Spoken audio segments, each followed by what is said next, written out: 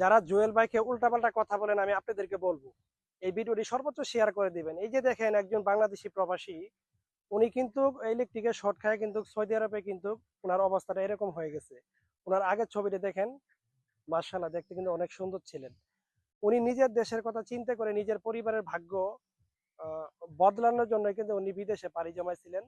তো ভাগ্যের নির্মাণ পরিণাশ উনি ইলেকট্রিকের শর্ট খায় কিন্তু তার মুখ তার হাত কিন্তু ঝলসে গেছে। এই চিকিৎসা করতে তার অনেক ব্যয়বহুলের টাকার প্রয়োজন। এটা কিন্তু তার পরিবারের পক্ষ থেকে করা সম্ভব না। এর জন্য জুয়েল ভাইয়ের বাড়িতে গিয়েছেন।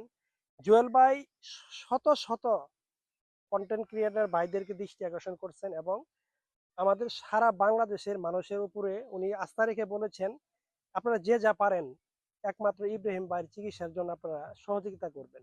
উনি কিন্তু এই কথাটা ওনার নিজের স্বার্থের জন্য বলে নাই।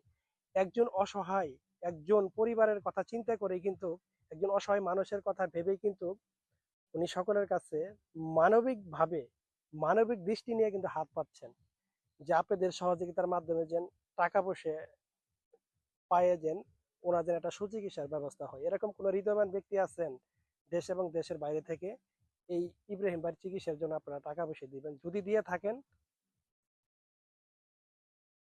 যদি দিতে পারেন, তার পরিবারের সাথে কথা বলে আপনারা সত্য মিথ্যে যাচাই করে অবশ্যই আপনারা তার একটা সুচিকিৎসার ব্যবস্থা করে দিবেন। তো সকলকে অনুরোধ করলাম অবশ্যই ভিডিওটি শেয়ার করবেন।